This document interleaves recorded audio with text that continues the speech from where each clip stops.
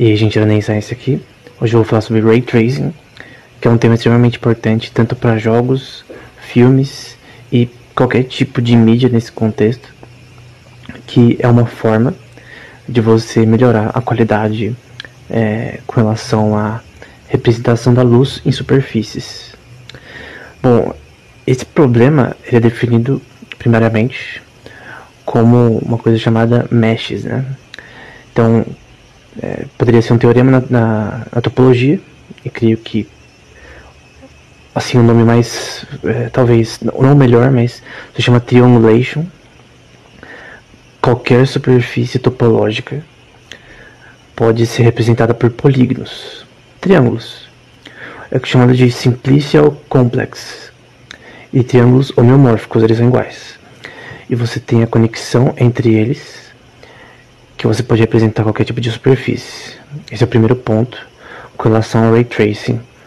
Então, um sofá, por exemplo, se a gente tentar, por exemplo, fazer uma Ray Tracing numa sala de estar, num jogo, num filme, você já tem coisas com relação... um filme 3D, no caso, né? Uma animação. Você tem coisas com relação a construir todos os elementos daquela sala por essa questão da topologia, representando com complexos desses triângulos, né? E, gente, nem Science aqui, eu vou falar um pouco mais sobre o Ray Tracing. Então, eu falei no último vídeo com relação a como é definido em um simplicial complex, que é um conjunto de triângulos, né, polígonos, que representam a topologia de um objeto. Então, todos os objetos de um sistema tridimensional, né, uma sala de estar, ou num jogo como The Witcher, qualquer tipo de coisa pode ser representada, uma floresta, por exemplo, com triângulos, né?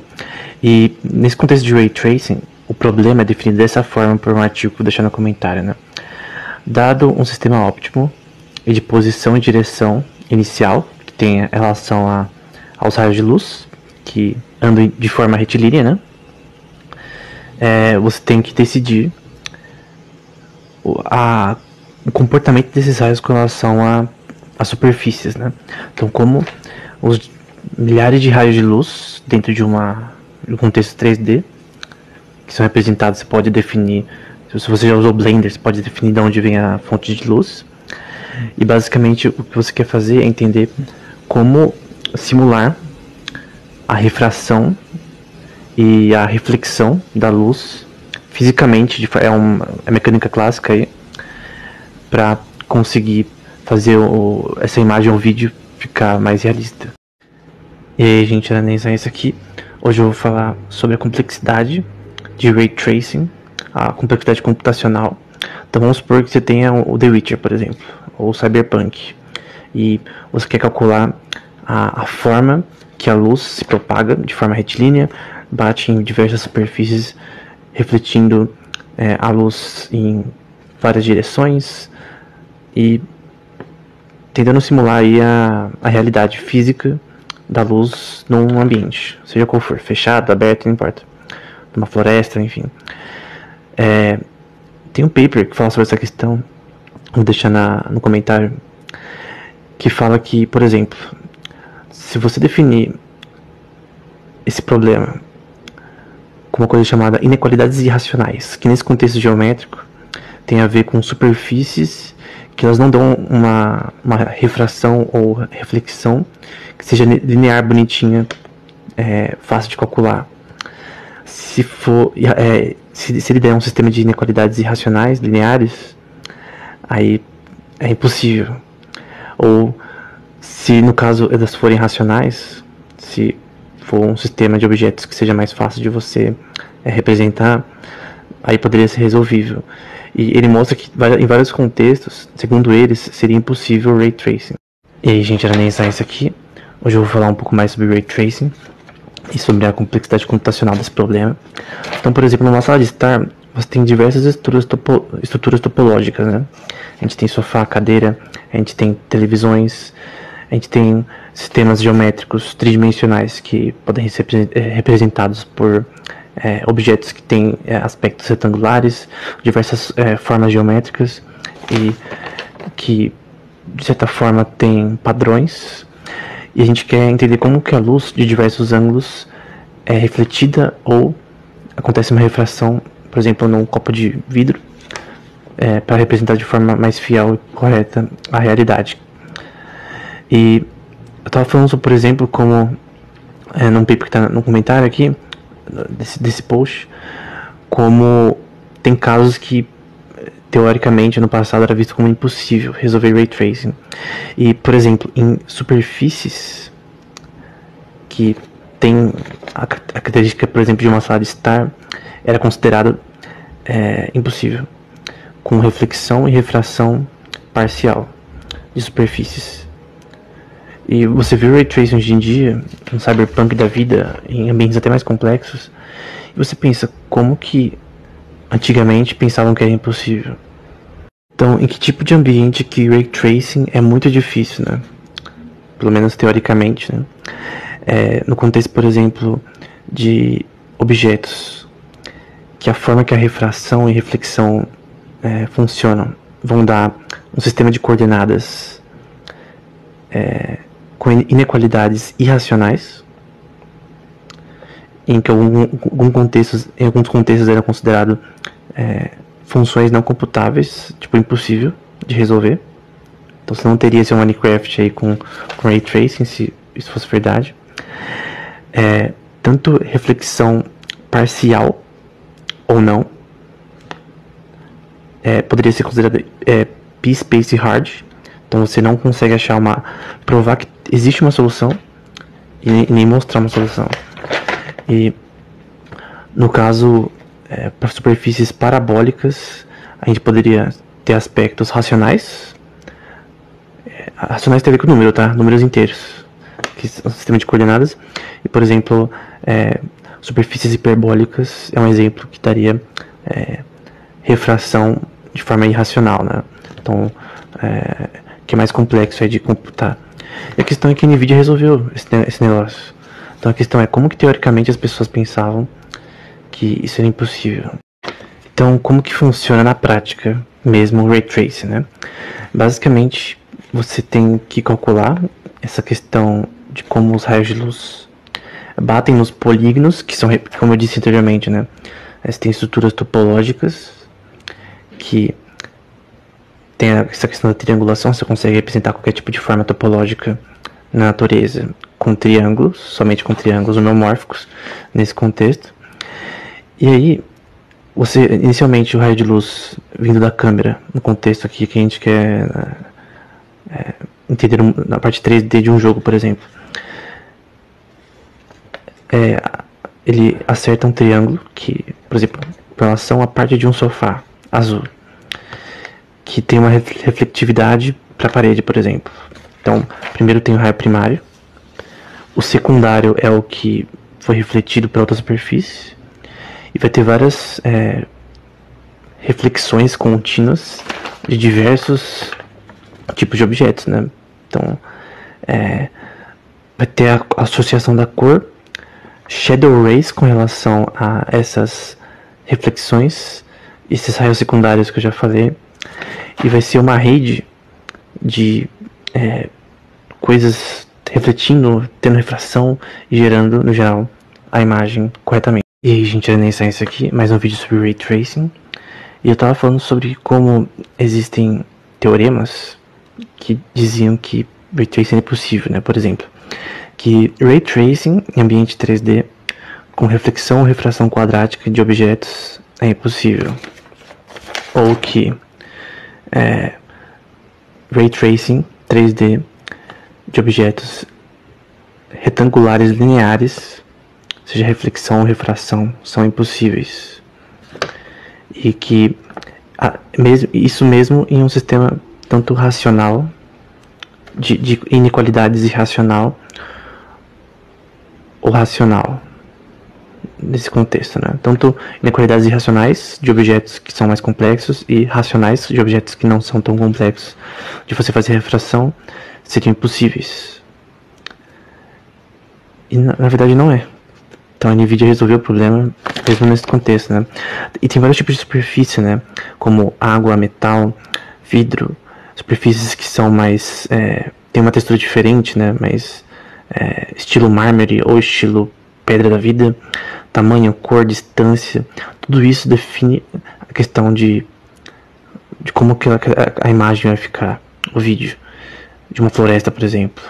E isso é extremamente complexo, mas foi resolvido. Então, por fim, para terminar essa série de vídeos, a gente viu que Ray Tracing era teoricamente considerado impossível em diversos casos. Com certeza seria impossível se aplicar isso para um jogo, teoricamente, no passado. Então eram consideradas funções não computáveis no contexto de metamatemática, né? E foi resolvido. Até hoje em dia até usam bastante inteligência artificial nessa questão, mas não necessariamente. Mas a questão é que foi um problema resolvido. Então você, por exemplo, tem exemplos no The Witcher, Ray Tracing The Witcher, em diversos aspectos. Tem vídeos mostrando que é extremamente efetivo. Não é todo tipo de área, né? Dependendo da área que você tá, é perceptível a diferença. No Cyberpunk tem vídeos, por exemplo, tem um do canal chamado Ray Tracing Revolution, que mostra no Cyberpunk diversos aspectos de como o Ray Tracing faz. Por exemplo, tem uma parte no vidro que tem tanto refração quanto reflexão ao mesmo tempo, de uma forma extremamente complexa, de um objeto que tem várias configurações que vão gerar inequalidades irracionais na forma que as coordenadas estão ali. E funciona mesmo assim. E eu queria que o que diz que funciona é o que é visualmente aprazível e corretamente visível. E, gente, era nem só isso aqui, mais um vídeo sobre topologia. E eu já falei nos vídeos sobre Ray Tracing que qualquer objeto topológico ele pode ser definido com uma coisa chamada Simplicial Complex, que é você definir esse objeto usando polígonos, triângulos.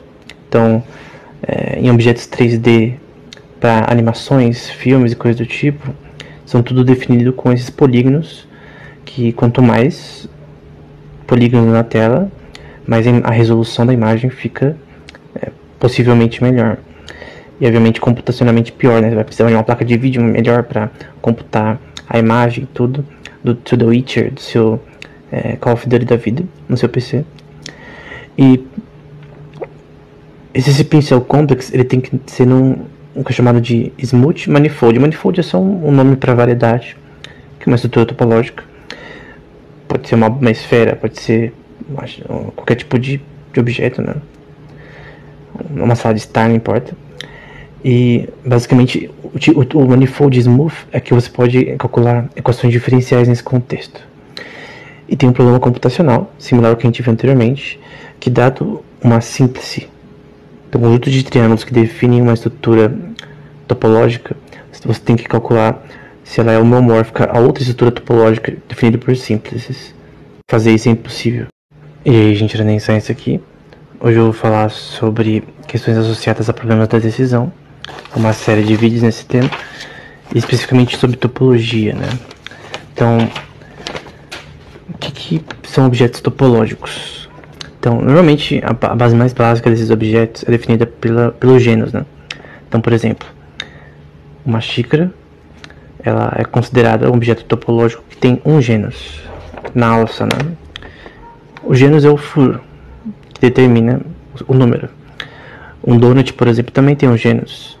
Então é dito, nesse contexto topológico desses objetos, que uma xícara ela é homeomórfica a um donut. Um donut duplo, ou chamado também torus na matemática, ele tem dois gênus. É uma estrutura conectada, né? E logicamente ele não é homeomórfico a uma xícara porque ela tem um gênus só. Uma bola não tem gênus, por exemplo. E qualquer questão computacional com relação a isso, né? A homeomorfismo, né? É que dado um manifold, né? Que seria uma estrutura topológica como a xícara que você tem que calcular algoritmicamente, né? Se duas estruturas elas são homeomórficas umas às outras, né? E isso é um problema mais complexo do que parece. E aí, gente, nesse aqui eu vou falar sobre alguns problemas que computacionalmente são considerados impossíveis, né, atualmente. Um deles é o Matrix Mortality, que dado uma matriz n por n, você tem um produto de matrizes e você quer calcular se é possível calcular, né, algoritmicamente, se ela pode dar uma gerar uma matriz zero, que é uma matriz em que todos os componentes dela são zero na linha incolora, né? Outro problema que é considerado impossível é manifold detection, detecção de manifolds topológicos, né? Então, dado um simplicial complex, né, que é aqueles... então, você tem uma xícara e você define no Blender ela como triângulos, né, polígonos. É basicamente isso que a gente viu anteriormente. Então, você pode definir qualquer estrutura geométrica no universo com polígonos. E você tem que decidir se esse simplicial complex é homeomórfico a outro manifold, a outra estrutura topológica, né? Se ela tem propriedades iguais, né? O que é considerado impossível, né? Tem questão, por exemplo, a estabilidade de random walks, que são caminhadas randômicas, né? Se você tem uma distribuição de probabilidade, se você consegue, a partir de um ponto desse random walk, descobrir se tem estabilidade nesse contexto. O que é, naturalmente, extremamente complexo computacionalmente. E a gente nem sai isso aqui. Vou falar ainda sobre problemas computacionais que são considerados impossíveis, né? E um deles tem a ver com a teoria dos nós. Bom, primeiro que a teoria dos nós tem a ver com matemática. Até já fiz um vídeo no canal que tem uns 20 minutos sobre esse tema, né? Ela é muito importante, por exemplo, para química. Então, o que são nós? São estruturas topológicas que se entrelaçam e tem vários tipos de entrelaçamento que vão crescer em magnitude, em quantidade, né? Tem esses nós, você também tem as vértices, que são as interseções entre os nós. Tem movimentos que você pode fazer que sejam chamados de hidden master moves, com relação a mover esses nós, desatar nós, coisas do tipo. São estruturas topológicas matemáticas, né? E tem um problema chamado equivalência de nós, ou Knot Equivalence Problem, que diz se dado dois nós com uma sequência finita, representada por números irracionais de 3 dimensões, se esses dois nós são equivalentes. São estruturas topológicas e em dimensão 3 para cima é impossível. É basicamente parecido com aquele homeomorfismo que a gente viu em outros vídeos, né? E também é impossível. No contexto dos axiomas da matemática, que são as bases de como ela funciona logicamente, a gente tem alguns modelos que tentam mostrar que ela é consistente, né? São modelos que são a base de como a aritmética, reflexividade, coisas do tipo funcionam, né? Um deles é o ZFC, que é o modelo de Zermelo-Fraenkel. Quando a gente adiciona o C, é de axioma da escolha, tem vários axiomas. Hilbert propôs, por exemplo, 5 axiomas ali na Grundlagen dele, que é um livro que ele escreveu. Mas basicamente, nos problemas que não são decidíveis, que não tem solução, que eu tenho falado em alguns vídeos, que é um tema da metamatemática, né? Tem um teorema, que é o teorema de Gödel, que é associado a mostrar que todos os modelos axiomáticos são contraditórios. Então, por exemplo, o ZFC, mesmo se ele for consistente, ele não consegue provar e desprovar que certas proposições são contraditórias usando o modelo corretamente. E isso mostra que tem vários problemas que a gente não consegue provar ou desprovar nesse contexto do teorema de Gödel, usando o ZFC, por exemplo. Vários problemas que não tem uma solução teórica que necessariamente é válida. Pode provar ou desprovar. Tem um problema também associado à metamatemática, né? Nesse contexto, o problema que não tem solução aparentemente, com relação à membresia de um set. Então, vamos com calma aqui. O que é um set? É como se fosse uma caixa que você pode conter objetos matemáticos. Por exemplo, um set de todos os números naturais, todos os números irracionais, ou poderia ser um set que contém certas propriedades, né? Que no caso a gente poderia chamar de grupo, que pode ter multiplicação, adição e coisas do tipo, ou somente equações diferenciais. Só que nesse contexto tem um problema em que você tem os números naturais, você tem um subset desses números naturais chamado A, e você quer achar um input n, se ele está ou não dentro de A. A pode ser infinito, entre aspas, né? Ele é infinito nesse caso, mas você tem que achar se esse input n faz parte de A ou não. Ele poderia. Porém, os números naturais são infinitos, tecnicamente, né? Como eu posso, se A for muito grande, computar A, né? Então esse problema não é decidível para um set listável, uma caixa com todos esses elementos que faz parte dos números naturais, de eu conseguir achar N dentro desse sistema. Gente, nem isso aqui. Hoje eu vou falar sobre problemas da decisão e que não podem ser resolvidos sobre jogos abstratos, né? Então o primeiro problema que não tem uma solução, aparentemente, é no xadrez. Obviamente, a gente sabe que para um padrão de casas e peças do xadrez básico, esse problema é resolvível. Você tem, por exemplo, o sistema de A da DeepMind, que o AlphaZero, que eu creio que está no nível melhor do que qualquer pessoa atualmente, né? Qualquer grão-mestre em relação ao xadrez. E ele consegue fazer cálculos aí usando algoritmo de Monte Carlo, coisa do tipo, Reinforcement Learning, Long Short Term Memory, que são métodos de inteligência artificial para conseguir esses resultados tão impressionantes, né? Porém, dado um tabuleiro de xadrez n por n, em que n representa os números inteiros, né? Então tecnicamente ele é infinito, entre aspas, esse tabuleiro, e tem um número finito de peças, é impossível você saber se as brancas podem forçar um checkmate, né? Então se for um tabuleiro que tem 2 elevado a 124 vezes 2 elevado a 124 casas, esse problema é impossível. E aí, gente, nem só isso aqui, eu vou falar sobre outro problema que não tem solução, esse na teoria dos jogos, que tem tudo a ver com o teorema minimax de von Neumann, né? Que é você minimizar suas perdas e maximizar seus lucros. Só que nesse caso, num jogo entre duas pessoas. Tem a ver com economia também, tem a ver com empresas, mas a gente vai focar aqui na questão dos jogos, porque originalmente a teoria tem a ver com... foi aplicada para poker, no paper original do von Neumann, né? Então, você tem um conjunto de M estratégias que definem a sua capacidade de minimizar seus erros e maximizar seus ganhos. E o jogo que a gente vai ver aqui, que é impossível, que é um algoritmo que resolve isso arbitrariamente, é com relação a apenas 2 jogadores. É impossível decidir, dado um valor M, que é maior ou igual a 1, saber qual que é a estratégia probabilisticamente mais eficiente com relação a um set de números inteiros, infinito tecnicamente, e qual jogador consegue escolher, eu acho que o maior número nesse contexto.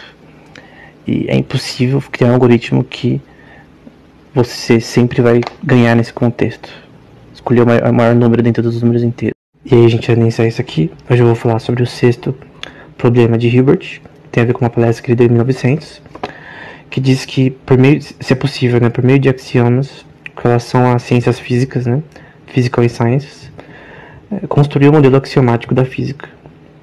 Então a gente tem, por exemplo, na matemática, os axiomas, que são as formas basilares com relação a aditividade, multiplicatividade, reflexividade, tudo que é importante para as bases com relação a como a matemática funciona, não só em álgebra, mas também em geometria, né?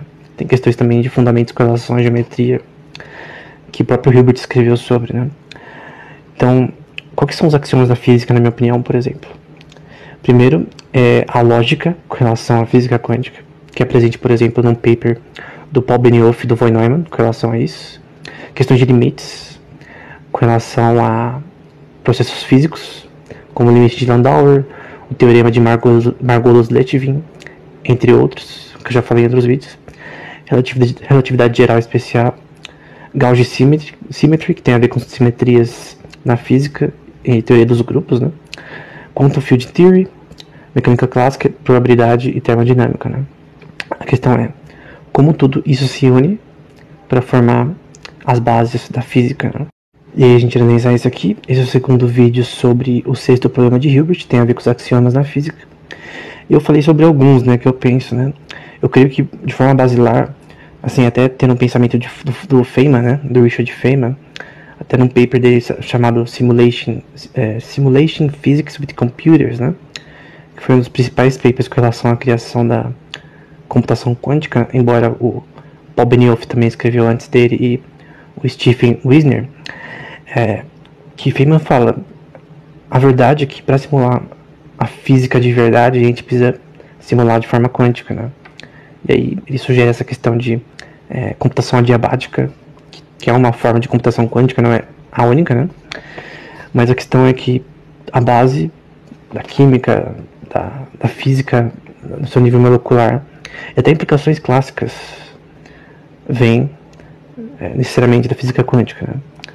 E a questão também de simetria, né? Teoria dos grupos, a teoria, por exemplo, a teoria não, né? A lei da conservação na física, né? Que vem do primeiro e do segundo teorema de Noether, que tem a ver com invariantes que se cancelam no contexto de conservação, e no contexto de teoria de grupos simétricos, né? Tem a ver com Galois também, e grupo de Poincaré, coisas do tipo. Tudo isso faz parte das questões basilares da física. E de fato existem axiomas na física quântica, no caso, né? Por exemplo, os axiomas de Dirac, Von Neumann, no contexto da física clássica talvez, mas também eu creio que tem aplicações na questão de probabilidade. A gente tem os axiomas de Kolmogorov, na teoria da probabilidade. A gente poderia adicionar aí a regra de Bohr, com relação ao colapso da função de onda, a probabilidade disso, né? A gente tem sim axiomas com relação às questões basilares, como eu já citei anteriormente num paper do Paul Benioff e do Von Neumann, sobre a lógica na física quântica, né? Mas a questão é que na física quântica é muita probabilidade, né?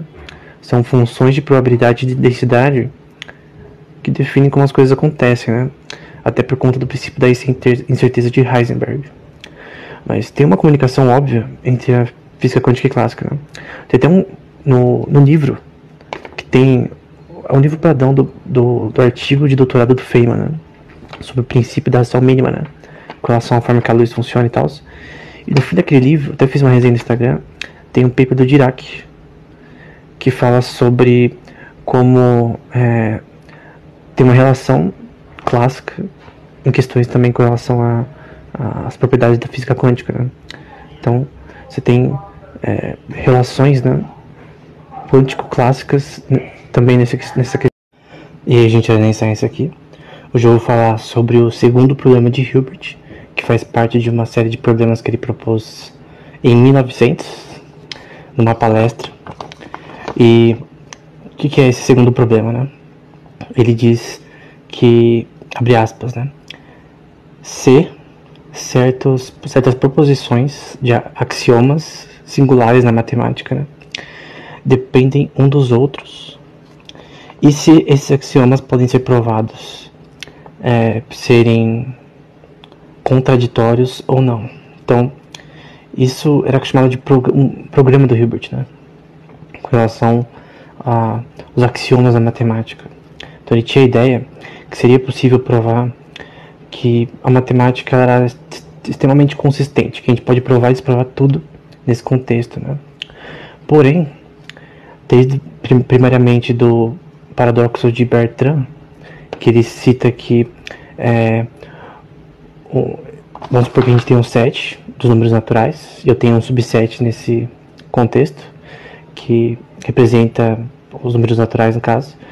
Você pode ter um domínio naquele contexto, no contexto matemático, né, em que elementos daquele sistema podem estar dentro ou fora do domínio ao mesmo tempo, o que é um paradoxo. E aí, gente, era nem isso aqui.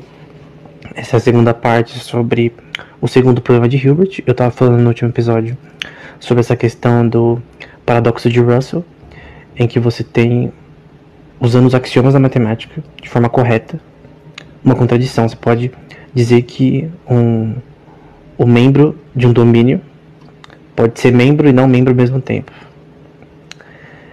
Então, é uma contradição. Esse é o paradoxo de Russell. Vindo dele, veio o teorema da incompletude de Gödel, que demonstrou que realmente ainda maior que o paradoxo de Russell.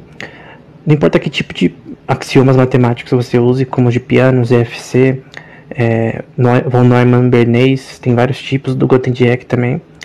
Não importa que axiomas que você use, né? A lista de coisas que explica como a matemática, da forma mais básica, funciona. Você pode falar coisas contraditórias, até mais do que o paradoxo de Russell, né?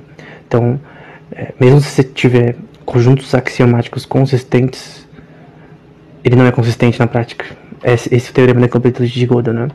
Então, o segundo problema de Hilbert ele foi resolvido de uma forma diferente do que Hilbert pensava, porque ele pensava que na verdade ia ser provado que a matemática é totalmente consistente, mas não é.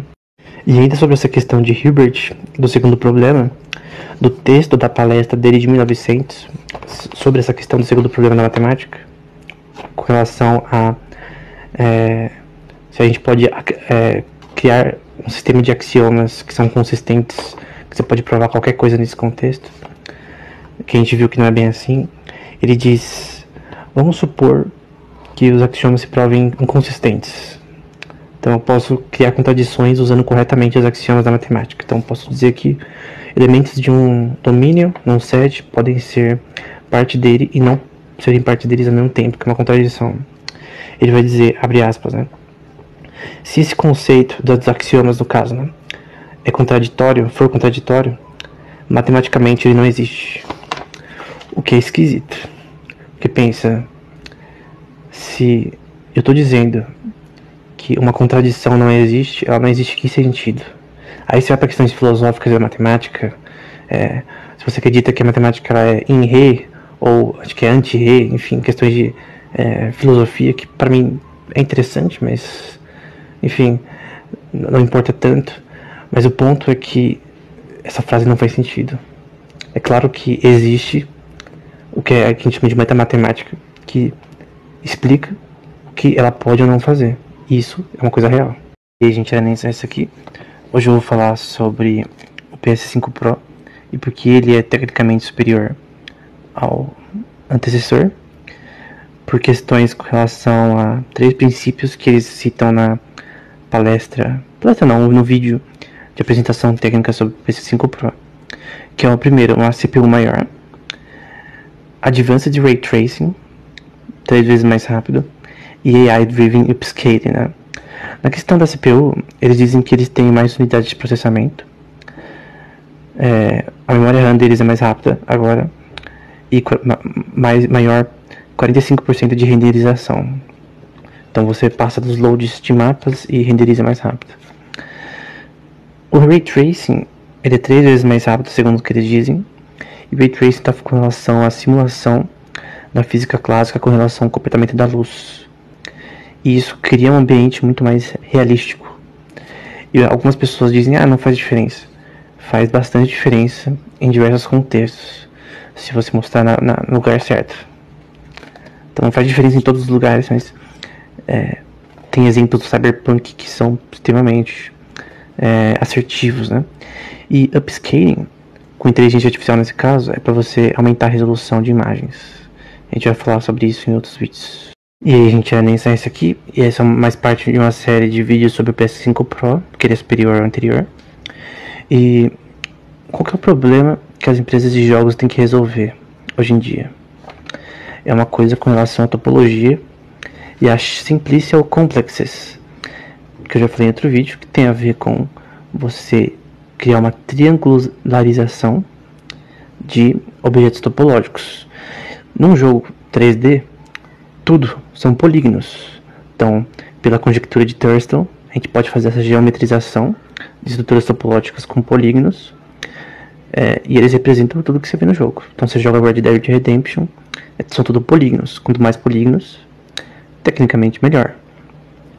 A questão é, quanto mais polígonos, mais computacionalmente intensivo é aquele jogo. Ainda mais porque é uma coisa que é ao vivo, né? A memória RAM tem que estar trabalhando continuamente para lidar com todos esses polígonos, renderização e coisas do tipo, né? E um dos princípios que eles dizem no PS5 Pro que está melhor nessa questão é a memória RAM mais rápida. A CPU dele está maior e aí você consegue computar mais polígonos por segundo e fazer uma renderização mais eficiente por segundo. É tudo questão de complexidade computacional. Quando a gente fala sobre complexidade computacional, a gente fala de tentar achar algoritmos para fazer problemas difíceis ficarem mais fáceis, né? Então, por exemplo, eu já vi muita pessoa reclamando de jogos que eles não têm uma otimização boa. Que otimização? Você fazer um jogo funcionar em celulares ou computadores piores de forma mais rápida. Você perde obviamente na imagem. Não tem como você jogar Red Dead Redemption 2 no Ultra num PC Celeron com 4 GB de RAM e sem memória, sem placa de vídeo.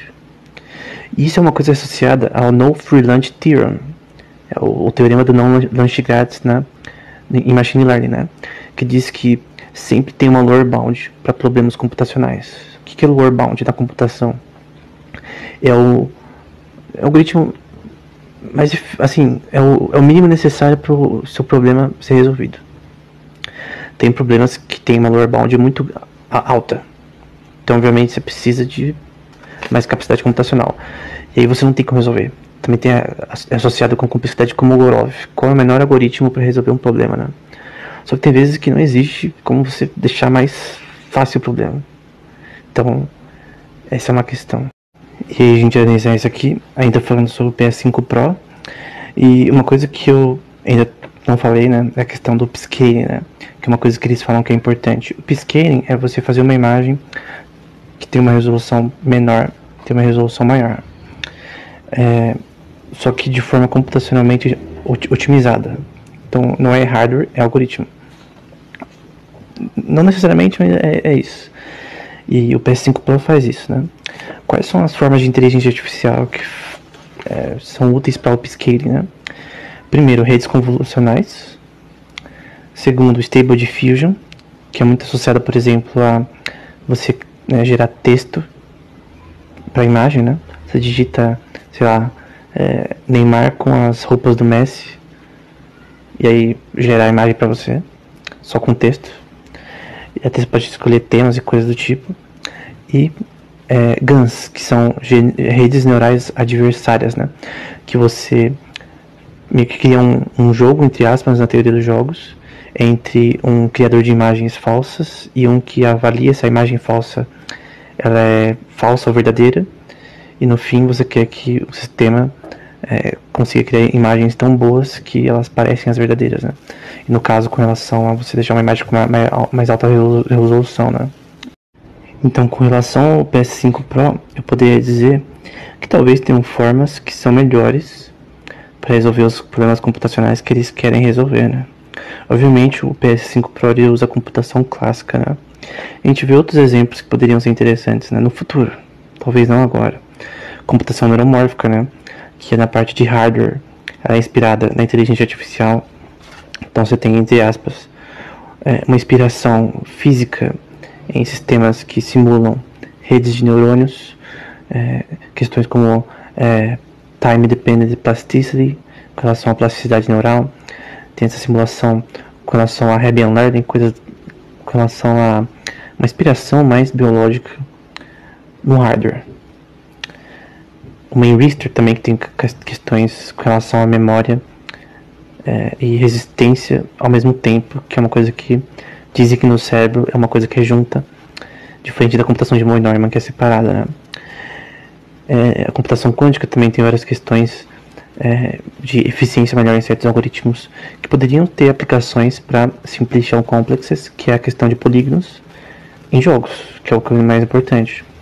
Então tem, sim, diversos tipos de computação que poderiam ser usadas para melhorar a qualidade de jogos atualmente, não somente a clássica, né?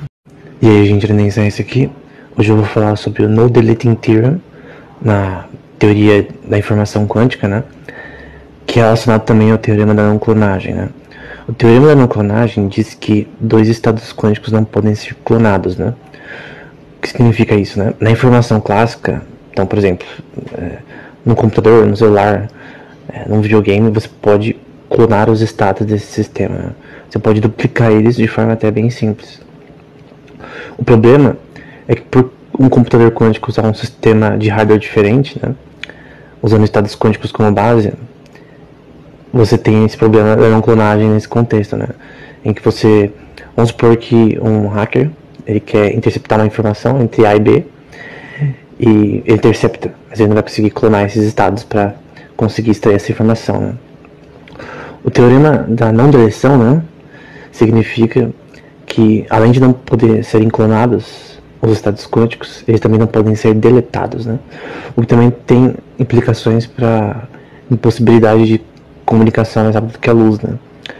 E é estranho, porque normalmente você pensa em decoerência, né, que estados quânticos eles perdem informação, entre aspas, ao longo do tempo, do ponto de vista prático, né? Mas é interessante que, além de você não clonar estados quânticos, você não pode também deletar eles arbitrariamente. E aí, gente, nessa aqui eu vou falar sobre o No Hiding Theorem, que diz que a decoerência ela faz informação ser perdida no processo, no contexto de um computador quântico, por exemplo, e ser perdida pelo ambiente, né? Não que a informação é destruída, violando a primeira lei da termodinâmica, né?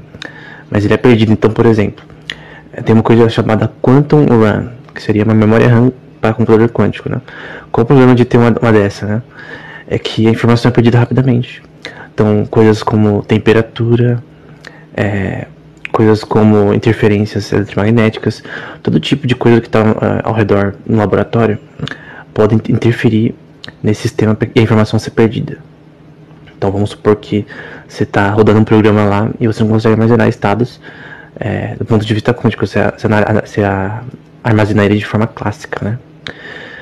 Porém, na biologia é diferente. As plantas, por exemplo, elas operam fotossíntese usando uma coisa chamada quantum tunneling, né? E elas preservam estados quânticos desse processo para ter eficiência na transferência de energia na clorofila. Alguns sugerem que isso é feito usando condensação de Froelich, né, com vibração de proteínas para anular a decoerência, mas a questão é no computador quântico, no momento, a decoerência é um dos maiores problemas para armazenar a informação. E aí, gente, era nem ciência aqui, vou falar de novo sobre computação quântica, agora sobre o No Broadcasting Theorem, que é um teorema que tem a ver também com o teorema da não clonagem. Então, na computação clássica, eu até recomendo muito o livro do Shannon, Claude Shannon, da teoria com relação à transmissão de informação, né, clássica, em que você, por exemplo, ao tentar passar uma mensagem, né, uma informação, seja na internet, por exemplo, para várias pessoas ao mesmo tempo, você consegue duplicar e multiplicar essa informação para N pessoas. No contexto da computação quântica, você não pode clonar estados quânticos. Então, você não consegue fazer esse broadcasting de passagem de informação para várias pessoas dessa forma. Então, esse teorema, associando com o teorema da não clonagem, diz que você não pode usar estados quânticos mixtos, né, que são uma soma de estados puros, para transmitir essa mesma informação para várias pessoas ao mesmo tempo, de forma similar à clássica, né? Porém, você tem protocolos hoje em dia, como o BB8.4 Protocol ou de Quantum Key Distribution, né, que você consegue ter uma passagem de informação com criptografia e tudo, para tentar fazer algo como uma internet quântica da vida, mas ainda assim a forma de transmissão é diferente da clássica. E aí, gente, olha essa aqui, hoje eu vou falar sobre o No Teleportation Theorem. Você pode pensar, como assim No? Porque normalmente você sabe sobre já falei anteriormente, sobre a teleportação quântica, né, em que é uma forma de comunicação usando estados quânticos, né, entrelaçados quanticamente para transferir informação de A até B, em que essa informação ela é destruída e reconstruída do outro lado, né? Então eles não são estados copiados, né? Então esse No Teleportation Theorem diz que você não pode transformar estados quânticos em clássicos, né? Então vamos supor, beleza, estados quânticos não podem ser copiados, teorema da não clonagem. Então isso a gente converter a função de onda que a gente está representando em zeros e uns, que é o spin das partículas, a rotação das partículas ortogonais, e vamos converter para clássica. Aí pode ser clonado. Então seria uma forma de a gente clonar estados quânticos. A questão é que isso não é possível. Então isso é chamado de No-Go Theorem, né? Uma coisa que é impossível. Então é impossível você, de forma absoluta e acurada, conseguir transformar estados quânticos em clássicos e aí fazer as coisas serem copiadas, né? O que seria uma violação do teorema da não clonagem, com meio que um hack aí. Mas é isso. E aí, gente, analisar isso aqui. Hoje eu vou falar sobre o No Programming Theorem, que é o teorema do Nielsen e do Schwang, que escreveram um livro-texto bem importante na história da computação quântica, em 2002, uma coisa assim. E esse teorema diz que não pode existir um sistema de programação universal, um processador universal para programar sistemas quânticos. Então, você pode perguntar, mas pô, eu uso o QUASM, eu uso o Qiskit, que são ferramentas de programação de computadores quânticos, o IBM Quantum Experience, coisas do tipo. Como assim? A questão é que você não pode ter um sistema curado de você transferir, por exemplo, na computação clássica. A gente pode facilmente fazer o teorema de Pitágoras e transformar em programação. A gente pode pegar a transformada de Fourier e pôr em linguagem de programação. A questão é que na linguagem da informação quântica tem coisas que você não consegue passar de uma forma curada, de forma universal, no sentido aí de Alan Turing, né, de uma Turing Machine da vida. Então você tem vários problemas de acuracidade nessa questão. E aí, gente, era nem isso aqui. Hoje eu vou falar sobre o que é o No-Go Theorem, que são teoremas que falam sobre impossibilidades no contexto da física, especialmente no contexto sobre informação quântica, né, em relação à computação quântica. Então, por exemplo, o teorema da não clonagem é um No-Go Theorem, é uma impossibilidade que estados quânticos podem ser clonados. O teorema da não deleção, que também é associado a isso, que estados quânticos não podem ser deletados, também é uma impossibilidade. A questão é que você não pode fazer comunicação superlúmica, né? Então você não consegue usar o sistema não local, né, da comunicação quântica, né, por exemplo, de teleportação quântica, para transferir informação, né, uma mensagem mais rápido do que a luz. Então é impossível. Até por questões relativísticas, tal coisa no momento, as teorias provam que é impossível no momento. E provavelmente nunca vai ser possível, né? Comunicação mais rápida que a luz, pelo menos que a gente sabe. Outras questões, como o teorema de Bell, que disse que é impossível que existam variáveis escondidas, né, como era sugerido no paper de Einstein, Podolsky e Rosen, né, escrito em 1935 sobre essa questão. Então são teoremas que até tem a ver com metamatemática dessa questão, né, do que é impossível fisicamente nas leis criadas por Deus.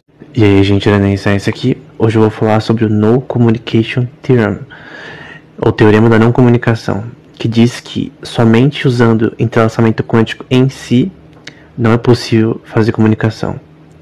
Ou seja, não consigo transferir informação de A até B.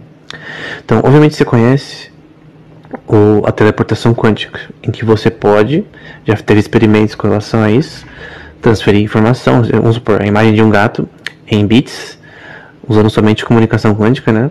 Usando estados de qubits, rotação de partículas para representar zeros e uns e fazer a comunicação. Porém, a gente viu no No Teleportation Theorem que a gente não pode converter estados quânticos em clássicos e aí conseguir fazer a comunicação que a gente quiser, né? O contexto do No Communication Theorem, né, é que você não pode usar o entanglement, somente ele, o entrelaçamento quântico em si, para comunicar entre A e B. Então o entrelaçamento quântico sozinho não é o suficiente. E obviamente, se você pudesse fazer isso, você poderia ter comunicação mais rápida do que a luz. Você teria uma violação aí da relatividade, né, de Einstein. Mas a questão é que só o entrelaçamento quântico em si não é o suficiente para comunicação. Você não consegue transmitir informação somente por ele, mas pode sim usando teleportação quântica, que é outro tema. E aí, gente, era nem isso aqui. Hoje eu vou falar sobre o que é Quantum Contextuality, né, que é um tema associado a Heisenberg. E é muito associado também à interpretação de Copenhagen da mecânica quântica, que vem de Heisenberg e Niels Bohr.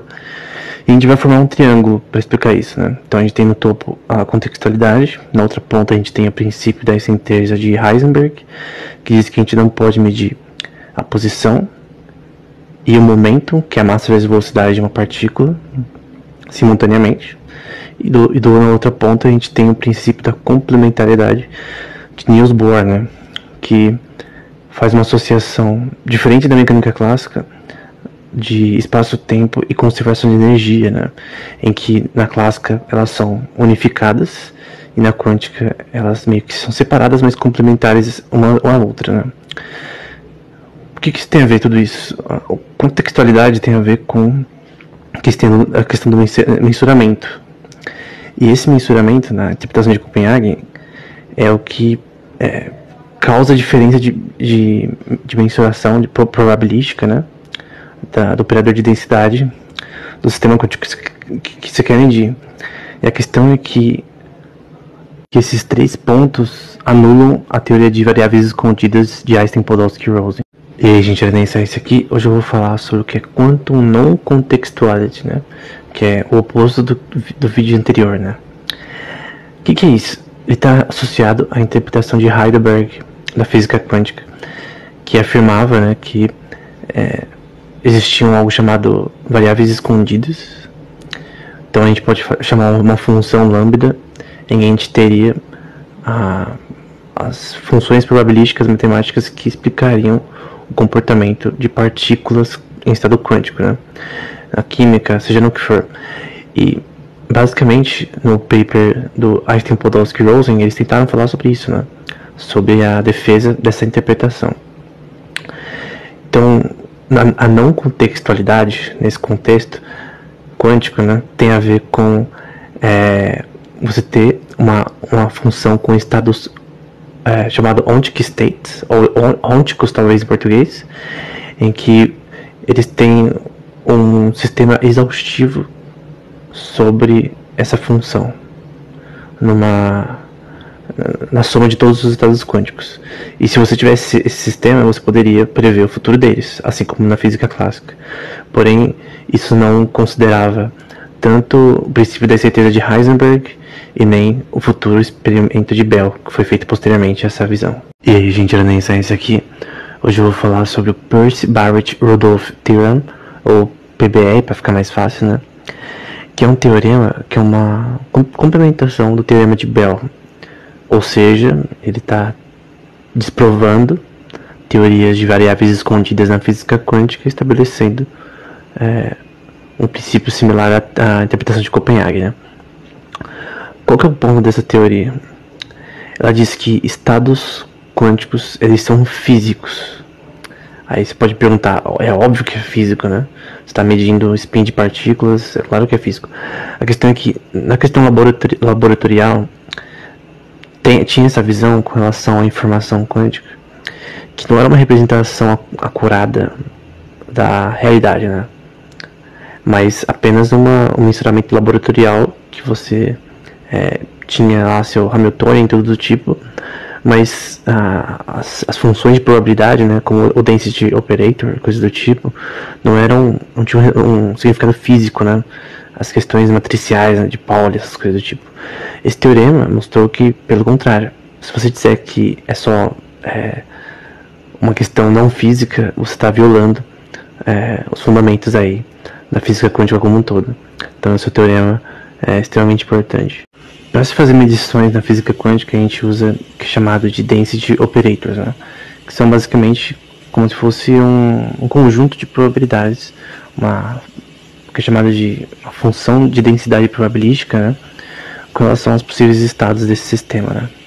E tem um teorema chamado Noether-Becker Theorem, que é uma complementação também do teorema de Bell. Assim, eles têm muitas similaridades, que já foi feito, né, várias vezes, ambos, que provam que a teoria de variáveis escondidas não funciona, né?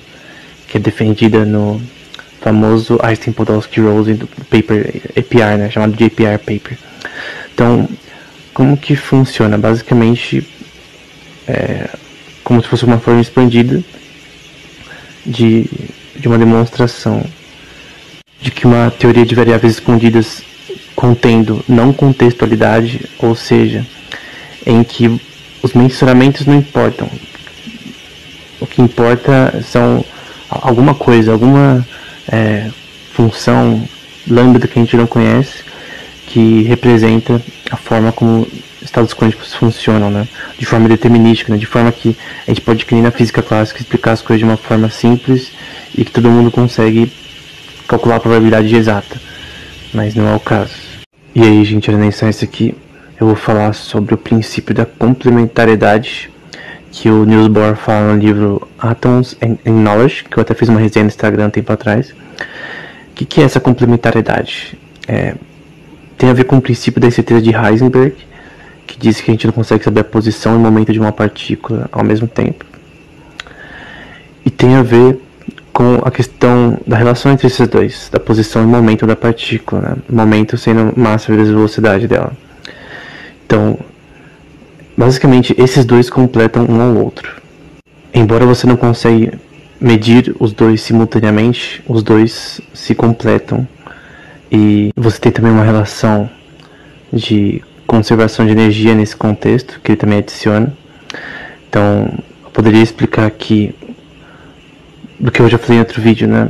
Sobre contextualidade, a princípio da síntese de Heisenberg, e sobre essa questão da complementaridade, em que você tem uma coisa chamada teorema de Noether, que é um teorema, são dois teoremas relacionados à conservação de energia na física, né? De invariantes que cancelam uma outra e falam que a física tem um sistema simétrico de conservação entre si. Então, basicamente, essa complementaridade entre a posição e momento da partícula nesse contexto é como se fosse uma balança nesse sentido. Agora eu vou falar sobre alguns aspectos da interpretação de Copenhague na física quântica. Obviamente ela está associada à questão de você mensurar o sistema e que o mensuramento afeta o sistema. Essa interpretação que deixa as pessoas de cabelo em pé, né? Tipo, como assim que você mensurar no laboratório um estado quântico muda ele? Então tem duas partículas EPR entrelaçadas quanticamente, você mede uma, o spin está para cima, a outra está para baixo, a B, né? E você tem essa questão ortogonal dessa questão. Como que isso acontece, né? É o mensuramento que realmente faz isso acontecer, né? Porém, se você vê as visões tanto de Niels Bohr quanto de Heisenberg, mesmo naquela época, eles nunca disseram que o ser humano em si, medindo que colapsava a função de onda na regra de Bohr, né, da vida, de probabilisticamente como isso acontece, essa onda colapsando, né, que não era o ser humano medir em si, mas era a medição, ou seja, na visão deles não tinha nada a ver com consciência, era uma coisa mais objetiva, analítica, do que algo subjetivo, né, que alguns inferem com filosofia. E aí, gente, era nem isso aqui. Hoje eu vou falar sobre uma patologia, uma desordem embriológica chamada osteogênese imperfecta, que é associada a dois genes, que é o CoA1 e CoA2, que são relacionados à produção de colágeno desde a questão do embrião e causa efeitos de você vê vários ossos do raio-x serem meio que torcidos, né? Parecerem como se fossem tortos, né? E isso vem dessas mudanças desses genes, que vem de uma troca em um aminoácido, por exemplo, que é de glicina para cisteína. Então, um polimorfismo singular, né? Essa mudança em uma região específica causa esse efeito, né? Tem vários tipos de mutações que acontecem nesse contexto, né? Tem 4 tipos dessa desordem da osteogênese imperfecta, mas no geral um dos exemplos é desse polimorfismo, né? Dessa mudança num aminoácido específico, né? Então, interessante que uma mudança tão simples causa problemas que podem ser vistos com 20 semanas aí de gestação.